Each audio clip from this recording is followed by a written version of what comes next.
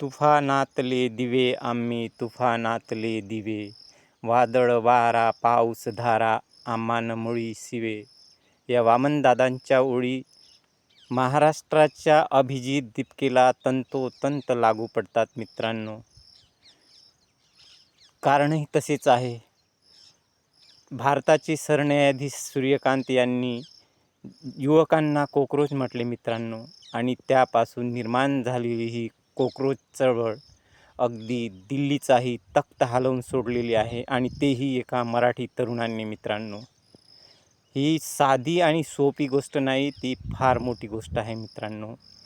आपल्या देशाला स्वातंत्र्य मिळाले ते 2014ला, आणि 2014ला ही मुलं होती 15-16 वर्षाची, आणि आज 2026ला 30-30 वर्षाची झाली मित्रांनो.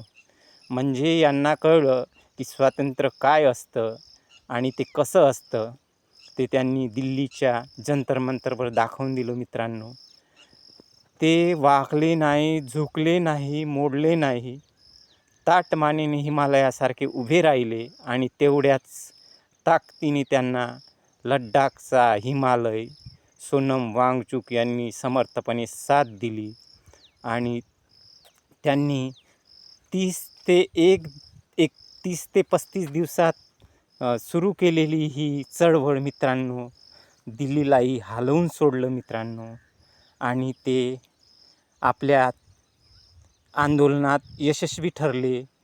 काल त्यांचा विजय झाला. म्हणजेच मराठी माणूस हा कधीही मागे नसतो, तो दिल्लीला पण हरवू शकतो, एवढी ताकद पुन्हा या मराठी तरुणांनी दाखवून दिली आहे. त्याच्याबरोबर साथ देणारे, तेवढ्याच ताकदीने त्याच्यासोबत उभे राहणारे यांनीसुद्धा त्यांना भरपूर सपोर्ट केला. पूर्ण देशातल्या तरुणांनी केला मित्रांनो. एक तर आपला भारत नावाचा नागपूरचा तरुण, त्याच्याभोवती पूर्णपणे ताकदीनिशी त्याच्यावर हमला करणारे दिल्ली पोलीस यांनासुद्धा त्याने तेवढ्याच समर्थपणे उभे राहून मुकाबला केला, आणि तोही जिंकला मित्रांनो. त्याचप्रमाणे मुंबईची रिया ही तर अगदी पोलीस व्हॅनच्या पुढे उभे राहून त्या व्हॅनला थांबवून पूर्ण ट्रॅफिक जाम करून टाकली. त्या व्हॅनमध्ये कितीतरी विद्यार्थी, आंदोलक विद्यार्थी होते, त्यांना उतरल्याशिवाय तिने पुढे जाऊ दिले नाही. तिच्याही ह्या कृतीला मित्रांनो मनापासून सॅल्यूट मित्रांनो. हे असे आजचे जेनजी मित्रांनो.